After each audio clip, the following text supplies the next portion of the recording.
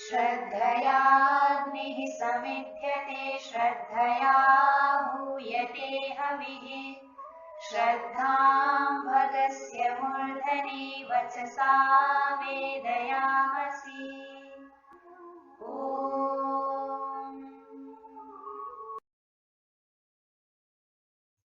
नमस्ते जी।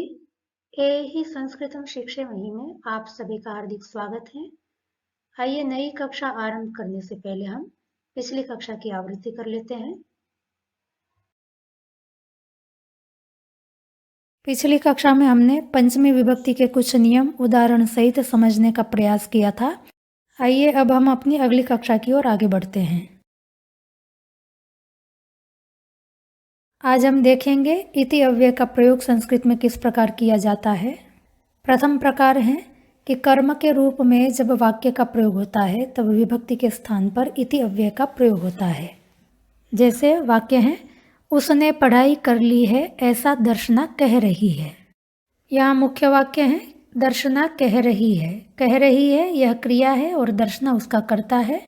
क्या कह रही है? उसने पढ़ाई कर ली है ऐसा दर्शना कह रही है। तो कहने की क्रिया का कर्म क्या है? उसने पढ़ाई कर ली है। यह पूरा वाक्य कहने की क्रिया का कर्म है।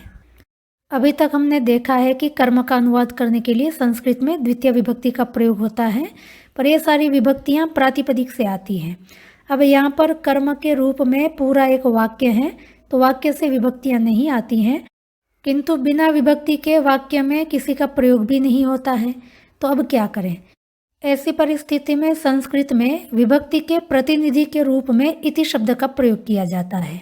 आप हिंदी में भी देख सकते हैं कि उसने पढ़ाई कर ली है ऐसा जो शब्द है वह कह रही है इस क्रिया के साथ उसने पढ़ाई कर ली है इसको जोड़ रहा है। अर्थात ऐसा शब्द कह रही है इस क्रिया का कर्म उसने पढ़ाई कर ली है इसको बता रहा है। तो हम सामान्य रूप से ये कह सकते हैं, हिंदी में जब क्रिया के कर्म के रूप में किसी वाक्य को बताने के लिए ऐसा शब्द का प्रयोग किया जाता है तब उसका अनुवाद करने के लिए संस्कृत में इति अव्यय का प्रयोग किया जाता है। यहाँ पर हम अनुवाद करेंगे, उसने पढ़ाई कर ली है, तो इस वाक्य का अनुवाद होगा सा अपठत, और यदि लड़का होगा तो कहेंगे सह अपठत। ऐसा इसका अनुवाद करने के लिए हम इति अव्यय का प्रयोग करेंगे। और दर्शना कह रही है इसका अनुवाद होगा दर्शना कथयति, तो संपूर्ण वाक्य का अनुवाद होगा सा अपठत इति दर्शना कथयति। तो इस वाक्य में दर्शना करता है, कथयति क्रिया है और सा अपठत यह कथयति क्रिया का कर्म है। उस कर्म को बताने के लिए यहाँ पर इति शब्द का प्रयोग हुआ है। यदि हम वाक्य इस प्रकार बोले कि सा अपठत दर्शना कथयति तो ये गलत हो जाएगा। आइए दूसरा वाक्य देखते हैं, हमें सदा धर्म का आचरण करना चाहिए ऐसा मेरा सोचना है। यहाँ पर सोचना है यह क्रिया है और उसका कर्ता है मैं। क्या सोचना है? कि हमें सदा धर्म का आचरण करना चाहिए, ये सोचने की क्रिया का कर्म है और स्वयं में अपने आप में एक वाक्य है। और ऐसा शब्द के द्वारा यह वाक्य सोचना क्रिया के साथ जोड़ा जा रहा है, अतः यहाँ पर ऐसा इसका अनुवाद करने के लिए हम इति अव्यय का प्रयोग करेंगे। तो पहले हमें सदा धर्म का आचरण करना चाहिए उस वाक्य का अनुवाद करेंगे और फिर मेरा सोचना है इसका भी अनुवाद करेंगे और दोनों वाक्यों को इति शब्द से जोड़ देंगे। तो इस प्रकार अनुवाद होगा, अस्माभिः सदा धर्मः आचरणीयः इति अहम चिंतयामि। तो यहाँ जो इति अव्यय है वह यह बता रहा है कि अस्माभिः सदा धर्मः आचरणीयः, यह वाक्य चिंतयामि इस क्रिया का कर्मकारक है। आगे वाक्य है, पकोड़े खा लिए ऐसा उसने कहा। तो यहाँ पर भी पकोड़े खा लिए इसका अनुवाद करना है, उसने कहा उसका अनुवाद करेंगे और दोनों को इति से जोड़ देंगे। प्रथम वाक्य है पकोड़े खा लिए, यह कर्मवाच्य भूतकाल का वाक्य है, अतः खा लिए इसका अनुवाद करने के लिए हम तप्रत्यांत क्रिया का प्रयोग करेंगे। पकोड़े खाने की क्रिया का कर्म कारक है, अनुवाद करते समय कर्मवाच्य में कर्म में प्रथमा विभक्ति का प्रयोग किया जाता है। पकोड़ों को संस्कृत में वटक कहते हैं, अकारांत पुल्लिंग प्रातिपदिक है और क्रिया कर्म के अनुसार चलेगी, अतः पकोड़े खा लिए इस वाक्य का अनुवाद होगा वटकाः खादिताः और संपूर्ण वाक्य का अनुवाद होगा वटकाः खादिताः इति सः अवदत्। और यदि कोई लड़की होगी तो कहेंगे सा अवदत। आगे वाक्य है, आज तो 7 बजे पानी आएगा ऐसा लग रहा है। म्यूनिसिपालिटी का जो पानी घरों में आता है उसके विषय में चर्चा हो रही है। लग रहा है इस क्रिया का अनुवाद करने के लिए हम प्रतिपूर्वक भा धातु का प्रयोग करेंगे। भा धातु के रूप या धातु के समान चलते हैं, अतः वाक्य का अनुवाद होगा अद्य तु सप्तवादने जलम आगमिष्यति इति प्रतिभाति। कभी कभी क्रिया के कर्म के रूप में वाक्य का प्रयोग होने पर भी इति शब्द का प्रयोग नहीं होता है। तो अब हम देखेंगे कि इति अव्यय के प्रयोग के बिना भी क्रिया के कर्म के रूप में वाक्य का प्रयोग किस प्रकार किया जाता है। वाक्य है, सुन जरा माँ क्या कह रही है। सुन जरा, देख जरा, जरा आजा, जरा पंखा चला दे। इस प्रकार के हिंदी वाक्यों में जहाँ हम जरा इस शब्द का प्रयोग करते हैं, संस्कृत में इसका अनुवाद करने के लिए तावत अव्यय का प्रयोग होगा। तो सुन जरा माँ क्या कह रही है, इस वाक्य का अनुवाद इस प्रकार होगा श्रेणु तावत माता किम वदति। तो यहाँ पर आप देखें इति अव्यय का प्रयोग नहीं हुआ है, जबकि सुन, क्या सुन, माँ क्या कह रही है यह सुन। तो सुन इस क्रिया का कर्म के रूप में संपूर्ण वाक्य का प्रयोग हुआ है कि माँ क्या कह रही है। तो अनुवाद करते समय पर हमने इति अव्यय का प्रयोग नहीं किया है। तो यहाँ पर हमें एक बात ध्यान रखनी है कि जिन वाक्यों के अंदर मुख्य क्रिया के कर्म के रूप में वाक्य का ही प्रयोग होता है और मुख्य क्रिया पहले प्रयोग की जाती है और कर्मभूत जो वाक्य हैं वो क्रिया के बाद में आता है, तो बिना इति के हम वाक्य का अनुवाद करेंगे। जैसे यहाँ पर हमने किया है कि श्रेणु यह मुख्य क्रिया है और उसका कर्म है माँ क्या कह रही है, यह संपूर्ण वाक्य। तो श्रेणु क्रिया का पूर्व में प्रयोग हुआ है और वाक्यभूत जो कर्म है उसका प्रयोग हमने बाद में किया है और हमने इति का प्रयोग यहाँ पर नहीं किया है। पर इसी वाक्य में यदि हम वाक्यभूत जो कर्म है उसका प्रयोग पूर्व में करें और मुख्य क्रिया का प्रयोग बाद में करेंगे तो हमें इति अव्यय का प्रयोग करना होगा, जैसे कि माता किम वदति इति श्रेणु तावत। तो यहाँ पर आप देखें माता किम वदति यह वाक्य कर्मभूत हैं और मुख्य क्रिया है श्रेणु, उसके पूर्व में प्रयोग हुआ है और श्रेणु क्रिया का प्रयोग इस कर्मभूत वाक्य के बाद में प्रयोग हुआ है, अतः हमने यहाँ पर इति का प्रयोग किया है। तब आपको अच्छी तरह से समझ में आ गया होगा कि कर्म के रूप में जब वाक्य का प्रयोग होता है तो इसका अनुवाद करते समय कब हमें इति का प्रयोग करना है और कब नहीं करना है। आइए अभ्यास के लिए और वाक्य देख लेते हैं। वाक्य है, देख बच्ची फर्राटेदार संस्कृत बोल रही है। यहाँ मुख्य क्रिया है देख। अब मुख्य क्रिया का प्रयोग हम पहले करेंगे और कर्मभूत वाक्य है बच्ची फर्राटेदार संस्कृत बोल रही है, इसका प्रयोग बाद में होगा। तो बिना इति के अनुवाद करेंगे तो वह अनुवाद इस प्रकार होगा, पश्य बालिका धारा प्रवाहेण संस्कृतम वदति। फर्राटेदार यह बोलने की क्रिया का विशेषण है, अतः इसको क्रिया विशेषण कहते हैं। और क्रिया विशेषण में हम देख चुके हैं कि द्वितीय विभक्ति एकवचन का भी प्रयोग किया जाता है और तृतीय विभक्ति एकवचन का भी प्रयोग किया जाता है। यहाँ पर तृतीय विभक्ति एकवचन का प्रयोग होगा। फर्राटेदार इसका अनुवाद करने के लिए संस्कृत में धारा प्रवाह शब्द का प्रयोग होगा। अकारांत पुल्लिंग प्रातिपदिक है, तृतीय विभक्ति एकवचन में रूप बनेगा धारा प्रवाहेण। फर्राटेदार क्योंकि हमेशा क्रिया का विशेषण ही होता है, अतः इसका अनुवाद करने के लिए धारा प्रवाहेण पुल्लिंग तृतीय विभक्ति एकवचन का ही प्रयोग होगा। अब मुख्य क्रिया जो पश्य है उसको वाक्य के अंत में ले जाएंगे और कर्म को मुख्य क्रिया के पूर्व में प्रयोग करेंगे, तब हमें इति अव्यय का प्रयोग करना होगा। तब वाक्य का अनुवाद इस प्रकार होगा, बालिका धारा प्रवाहेण संस्कृतम वदति इति पश्य। आगे वाक्य है, हाँ जी बताइए आपको क्या चाहिए। बताइए यह मुख्य क्रिया है और आपको क्या चाहिए यह कर्म है। मुख्य क्रिया का पूर्व में प्रयोग करेंगे तब वाक्य बिना इति के प्रयोग किया जाएगा। अनुवाद इस प्रकार होगा, भोः सूचयतु भवान किम वांछति। चाहिए इसका अनुवाद करने के लिए हमने यहाँ पर वांछ धातु का प्रयोग किया है। आप इस धातु का प्रयोग करके इच्छति रूप का भी प्रयोग कर सकते हैं। अब मुख्य क्रिया को हम बाद में ले जाएं और कर्मभूत जो वाक्य हैं उसको पूर्व में लिखेंगे तो हमें इति का प्रयोग करना होगा और वाक्य का अनुवाद होगा, भोः भवान किम वांछति इति सूचयतु। एक और वाक्य देख लेते हैं, लिखो बच्चों राम को मर्यादा पुरुषोत्तम कहते हैं। तो यहाँ पर मुख्य क्रिया है लिखो और कर्मभूत वाक्य है राम को मर्यादा पुरुषोत्तम कहते हैं। मुख्य क्रिया को कर्मभूत वाक्य से पूर्व में रखेंगे तब वाक्य का अनुवाद इस प्रकार होगा, लिखन्तु बालकाः रामं मर्यादा पुरुषोत्तम वदन्ति। और मुख्य क्रिया वाक्य के अंत में ले जाएंगे और कर्मभूत जो वाक्य हैं उसको पूर्व में रखेंगे, तब इति अव्यय का प्रयोग करके वाक्य इस प्रकार बनाएंगे। बालकाः रामं मर्यादा पुरुषोत्तमं वदन्ति इति लिखन्तु। तो आपको यह अच्छी तरह से स्पष्ट हो गया होगा कि किसी भी क्रिया के कर्म के रूप में जब वाक्य का प्रयोग होता है तब हमें इति अव्यय का प्रयोग कब करना है और कब नहीं करना, और करना है तो किस प्रकार करना है। तो यह इति अव्यय का प्रथम प्रयोग था। आइए अब हम इति अव्यय का दूसरा प्रयोग देखते हैं। इति अव्यय का दूसरा प्रयोग है कि शब्द के स्वरूप को बताने के लिए भी संस्कृत में इति अव्यय का प्रयोग किया जाता है। जैसे वाक्य है, इंग्लिश में पुस्तक को बुक कहते हैं। इस वाक्य में इंग्लिश में पुस्तक को BOO के इस शब्द के द्वारा बताया जाता है, इतना बताना हमारा उद्देश्य है। और इस वाक्य की मुख्य क्रिया है कहते हैं और उसका कर्म है बुक।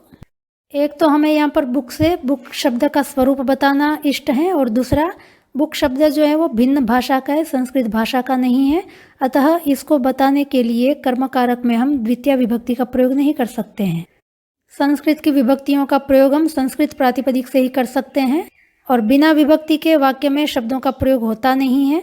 अतः बुक इस शब्द के बाद विभक्ति के रूप में इति अव्यय का प्रयोग किया जाता है। कथ धातु द्विकर्मक है, पुस्तक भी इसका कर्म है। कर्मकारक होने से पुस्तक का अनुवाद करते समय हम द्वितीय विभक्ति का प्रयोग करेंगे। पुस्तक के साथ द्वितीय विभक्ति का प्रयोग हो जाएगा क्योंकि पुस्तक प्रातिपदिक संस्कृत का प्रातिपदिक है। तो इस प्रकार वाक्य का अनुवाद होगा, आंग्ल भाषायां पुस्तकम बुक इति वदन्ति। इंग्लिश को संस्कृत में आंग्ल भाषा कहते हैं, अतः सप्तमी विभक्ति एक वचन में रूप बनेगा आंग्ल भाषायाम। आइए अभ्यास के लिए और वाक्य देख लेते हैं। मुझे आजा ऐसा सुनाई दिया। तो क्या सुनाई दिया? आजा ऐसा। तो आजा यह कर्मकारक है, और आजा एज इट इज हम बताना चाहते हैं, शब्द स्वरूप बताना चाहते हैं कि आ इस प्रकार मुझे सुनाई पड़ा। और हिंदी में भी आप देखें हमने ऐसा इस शब्द का प्रयोग किया है, अतः यहाँ पर संस्कृत में अनुवाद करते समय इति अव्यय का प्रयोग करेंगे। वाक्य कर्मवाच्य भूतकाल का है, अतः क्रिया का अनुवाद करने के लिए तप्रत्यंत क्रिया का प्रयोग होगा। तो वाक्य का अनुवाद इस प्रकार होगा, मया आजा इति श्रुतम। आगे वाक्य है, वह तोता सबको प्रेम से आओ आओ ऐसा कहा करता था। कहा करता था, क्या कहा करता था? आओ आओ ऐसा। तो आओ आओ यह कहने की क्रिया का कर्मकारक है, पर यहाँ पर भी हम आओ आओ इस शब्द के स्वरूप को बताना चाहते हैं, अतः अनुवाद करते समय हम द्वितीय विभक्ति के स्थान पर इति अव्यय का प्रयोग करेंगे। प्रेम से यह कहने की क्रिया का विशेषण होने से क्रिया विशेषण है, और यहाँ पर क्रिया विशेषण का अनुवाद करने के लिए तृतीय विभक्ति एक वचन का प्रयोग करेंगे। प्रेम का अनुवाद करने के लिए संस्कृत में प्रेमन नकारांत नपुंसकलिंग प्रातिपदिक का प्रयोग होता है, तृतीय विभक्ति एक वचन में रूप बनेगा प्रेमणा। तोते को संस्कृत में शूक कहते हैं, अकारांत पुल्लिंग प्रातिपदिक है। इस प्रकार वाक्य का अनुवाद होगा, सह शूकः सर्वान् प्रेमणा आओ आओ इति वदति स्म। वद धातु भी द्विकर्मक है, सबको यह भी वद धातु का कर्मकारक है, और आओ आओ ऐसा यह भी वद धातु का कर्मकारक है। तो सबको इसका अनुवाद करने के लिए तो द्वितीय विभक्ति बहुवचन का प्रयोग हुआ है, किंतु आओ आओ इस कर्म का अनुवाद करने के लिए हमने इति अव्यय का प्रयोग किया है। आगे वाक्य है, मद्रास को अब चेन्नई कहते हैं। तो यहाँ पर भी कथ धातु का प्रयोग होगा, द्विकर्मक है। मद्रास भी उसका कर्म है और चेन्नई भी उसका कर्म है। तो चेन्नई शब्द से हम च ए न अ ई बताना चाह रहे हैं, शब्द स्वरूप का कथन करना चाह रहे हैं। अतः इसका अनुवाद करने के लिए द्वितीय विभक्ति के स्थान पर इति अव्यय का प्रयोग करेंगे। तो वाक्य का अनुवाद इस प्रकार होगा, मद्रासम अधुना चेन्नई इति कथयन्ति। आगे वाक्य है, पठति यह शब्द रूप पठ धातु के लट लकार का है। इस वाक्य की मुख्य क्रिया है। कौन है? पठति यह शब्द रूप। तो पठति यह शब्द रूप कर्ता कारक है, उसमें शब्द रूप विशेष्य है। यह और पठति ये दोनों विशेषण हैं। शब्द रूप का अनुवाद करने के लिए हम संस्कृत में शब्द रूप प्रातिपदिक का ही प्रयोग करेंगे, अकारांत नपुंसकलिंग प्रातिपदिक है। तो विशेष्य में क्योंकि नपुंसकलिंग प्रथमा विभक्ति एक वचन का प्रयोग हुआ है, अतः यह और पठति इसका अनुवाद करने के लिए भी हमें नपुंसकलिंग प्रथमा विभक्ति एक वचन का ही प्रयोग करना होगा। पर पठति ये इस शब्द के द्वारा हम प अ ठ अ त ई इस शब्द स्वरूप को दिखाना चाह रहे हैं। अतः पठति इसका अनुवाद करने के बाद हम नपुंसकलिंग प्रथमा विभक्ति एक वचन का प्रयोग नहीं करेंगे, उसके स्थान पर इति अव्यय का प्रयोग करेंगे, क्योंकि यहाँ पर हम पठति शब्द स्वरूप को बताना चाह रहे हैं। और शब्द रूप किसका है? तो लट लकार का है। तो लट लकार का शब्द रूप के साथ संबंध है, अनुवाद करने के लिए षष्ठी विभक्ति आएगी। और लट लकार भी किसका? पठ धातु का। तो पठ धातु का, इसका भी लट लकार के साथ संबंध है, इसका अनुवाद करने के लिए भी हम षष्ठी विभक्ति का प्रयोग करेंगे। तो धातु का अनुवाद करने के लिए तो हम षष्ठी विभक्ति एकवचन का रूप प्रयोग करेंगे, पर पठ का अनुवाद करने के लिए हम षष्ठी विभक्ति एकवचन का प्रयोग नहीं करेंगे, क्योंकि यहाँ पर हम पठ शब्द स्वरूप को बताना चाह रहे हैं। अतः षष्ठी विभक्ति एकवचन के स्थान पर यहाँ पर हम इति अव्यय का प्रयोग करेंगे। इस प्रकार इस वाक्य का अनुवाद होगा, पठति इति इदम शब्द रूपम पठ इति धातोः लट लकारस्य अस्ति। यहाँ पर आप पठति इति, यहाँ पर भी आप दीर्घ संधि कर सकते हैं। इति इदम, यहाँ पर भी आप दीर्घ संधि कर सकते हैं। मैंने स्पष्टता के लिए संधि नहीं की है। अब आपको अच्छी तरह से समझ में आ रहा होगा कि शब्द स्वरूप को बताने के लिए इति अव्यय का प्रयोग किस प्रकार किया जाता है। एक वाक्य और देख लेते हैं। मेरी संस्कृत कक्षा को आप लाइक करके सब्सक्राइब बटन को भी अवश्य ही दबावें। दबाने के लिए संस्कृत में पीढ़ी धातु का प्रयोग होता है। इसके रूप पाठी के अनुसार ही चलते हैं। निवेदन होने से लोट लकार का भी प्रयोग कर सकते हैं, विधिलिंग का भी प्रयोग कर सकते हैं। कर्ता आप होने से हमें क्रिया प्रथम पुरुष बहुवचन की प्रयोग करनी है। किसको दबाना है? बटन को। बटन दबाने की क्रिया का कर्मकारक है। बटन के लिए संस्कृत में पिंज अकारांत नपुंसकलिंग प्रातिपदिक का प्रयोग होता है। कर्मकारक होने से हम द्वितीय विभक्ति का प्रयोग करेंगे। कौन सा बटन? सब्सक्राइब। तो सब्सक्राइब ये बटन का विशेषण है। तो अब सब्सक्राइब, इसका अनुवाद करने के लिए हम द्वितीय विभक्ति का प्रयोग कर नहीं सकते हैं। अतः यहाँ पर अब हम इति शब्द का प्रयोग करेंगे, क्योंकि सब्सक्राइब इस शब्द स्वरूप को हम बताना चाहते हैं। तो इसका अनुवाद करने के लिए हम इति अव्यय का प्रयोग करेंगे। करके इसका अनुवाद करने के लिए हम क्री धातु त्वा प्रत्यांत क्रिया कृत्वा का प्रयोग करेंगे। क्या करके? लाइक करके। तो लाइक यह करने की क्रिया का यद्यपि कर्मकारक है, पर क्योंकि हम शब्द स्वरूप बताना चाहते हैं, अतः कर्म में द्वितीय विभक्ति के स्थान पर हम इति अव्यय का प्रयोग करेंगे। तो लाइक इति कृत्वा, इस तरह से अनुवाद करेंगे। तो संपूर्ण वाक्य का अनुवाद इस प्रकार होगा, मम संस्कृत कक्षां भवन्तः लाइक इति कृत्वा सब्सक्राइब इति पिंजम अवश्यम एव पीडयन्तु। इस प्रकार आपको यह अच्छी तरह से समझ में आ गया होगा कि शब्द स्वरूप को बताने के लिए संस्कृत में इति अव्यय का प्रयोग किस प्रकार किया जाता है। तो मुख्य रूप से यह दो प्रयोग इति अव्यय के हैं, इसको आप ध्यान में रखेंगे। इति के समान एक आदि शब्द भी है, जिसका अपनी प्रांतीय भाषाओं में भी और संस्कृत भाषा में पर्याप्त मात्रा में प्रयोग किया जाता है। तो आइए उसका भी प्रयोग किस प्रकार किया जाता है देख लेते हैं। हिंदी में प्रयुक्त आदि वगैरह, इसका संस्कृत में अनुवाद करने के लिए आदि इस विशेषण का प्राय करके प्रयोग किया जाता है। कभी कभी इत्यादि इस विशेषण का भी प्रयोग किया जाता है। इस नियम को उदाहरण से समझते हैं। वाक्य है, शराब के कारण उसका घर, गाड़ी, जमीन, जायदाद आदि सब कुछ बिक गया। बिक गया, इस क्रिया से यह स्पष्ट है कि वाक्य कर्मवाच्य भूतकाल का है। अतः क्रिया का अनुवाद करने के लिए तप्रत्यांत क्रिया का प्रयोग होगा। बिक गया, इसका अनुवाद करने के लिए हम विपूर्वक क्री धातु तप्रत्यांत क्रिया विक्रीत, इसका प्रयोग करेंगे। क्या बिक गया? सब कुछ। सब कुछ यहाँ पर कर्मकारक है। इसका अनुवाद करने के लिए हम सर्व सर्वनाम का प्रयोग करेंगे। सर्व सर्वनाम का प्रयोग करते समय हमें एक बात ध्यान देनी होती है कि सर्व सर्वनाम बहुतों का वाचक है। जब बहुतों के समूह को हाईलाइट किया जा रहा है, अर्थात बहुतों के समूह को जब बताया जा रहा है, तब सर्व सर्वनाम का एकवचन में प्रयोग होगा। और एक एक अवयव को हाईलाइट किया जा रहा है, उसको प्रधानता दी जा रही है, तब सर्व सर्वनाम का हमें बहुवचन में प्रयोग करना होगा। इसी प्रकार आदि वगैरह, इनका भी प्रयोग बहुतों को बताने के लिए ही होता है। पर जब आदि वगैरह के द्वारा बहुतों के समुदाय को बताया जा रहा है, तब आदि वगैरह का अनुवाद करने के लिए हम आदि इस विशेषण का एकवचन में प्रयोग करेंगे। और आदि वगैरह, इसके द्वारा यदि समूह में विद्यमान एक एक वस्तु या व्यक्ति को हाईलाइट किया जा रहा है, उसकी प्रधानता बताई जा रही है, तब इसका अनुवाद करने के लिए आदि विशेषण का प्रयोग बहुवचन में होगा।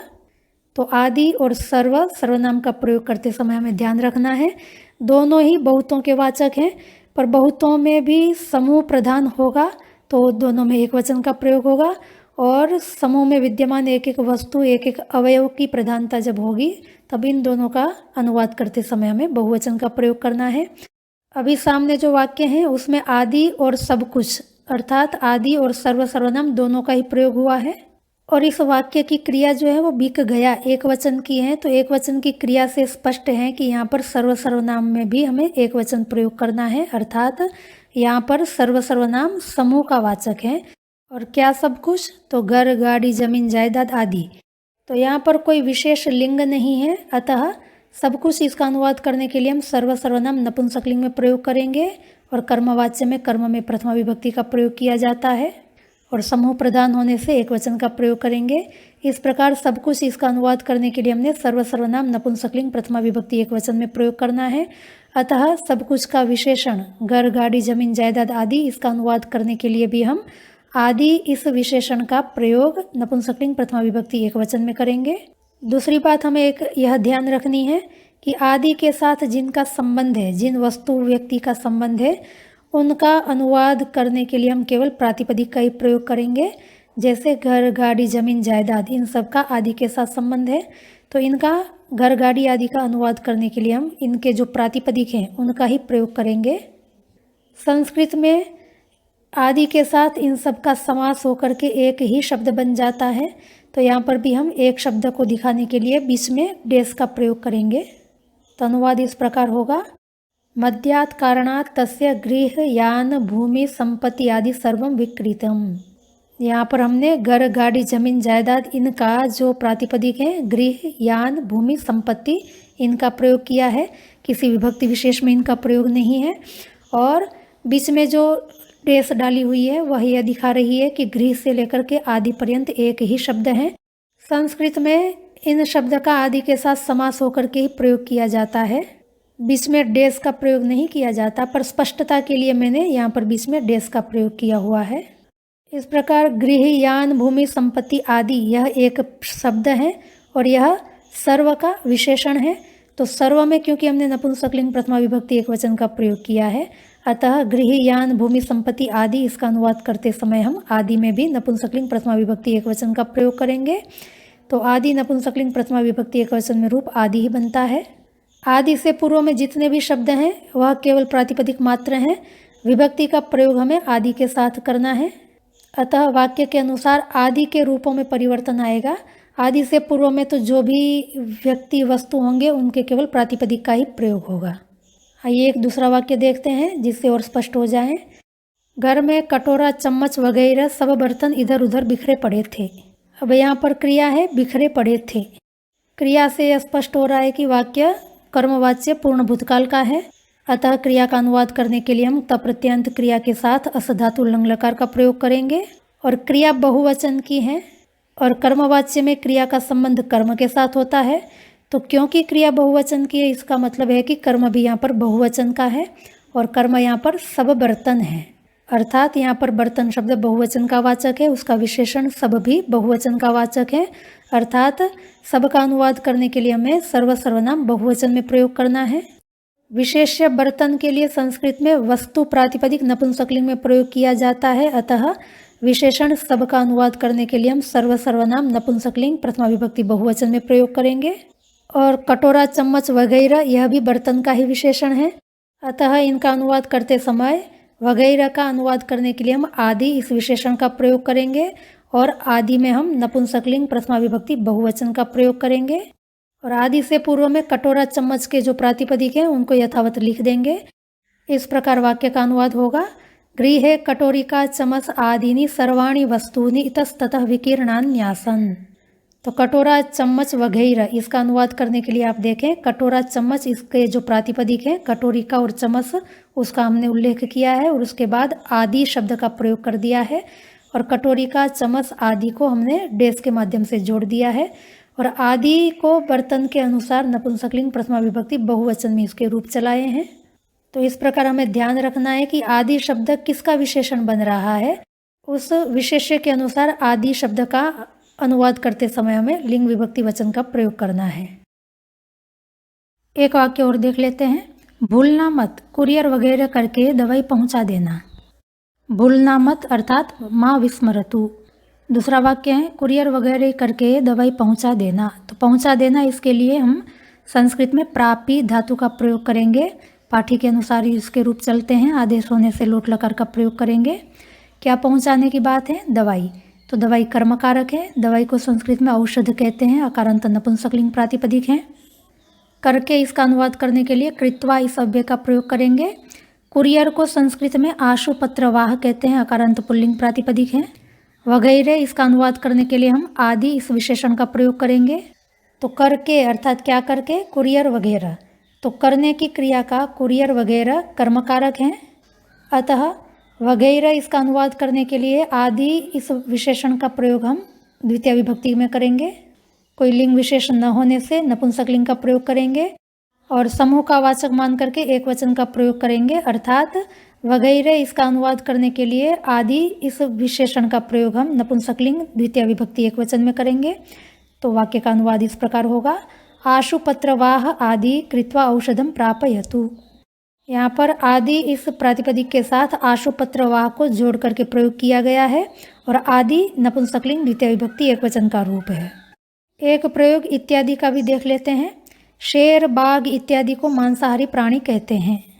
यहाँ पर हम इत्यादि का अनुवाद करने के लिए इत्यादि इस विशेषण का ही प्रयोग करेंगे।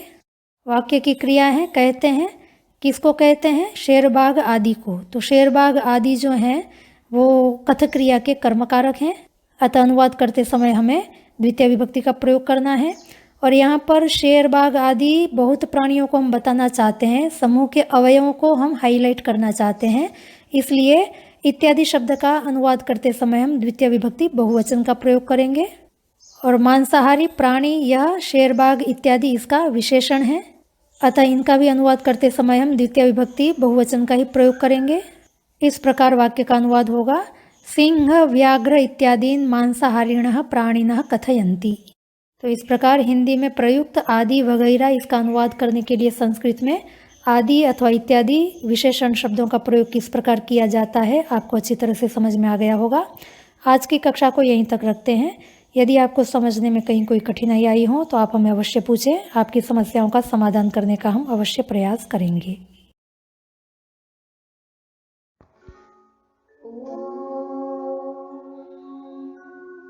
श्रद्धां प्रातर्हवामहे श्रद्धां मध्यं दिनं परि श्रद्धां सूर्यस्य निमृचि श्रद्धे श्रद्धापये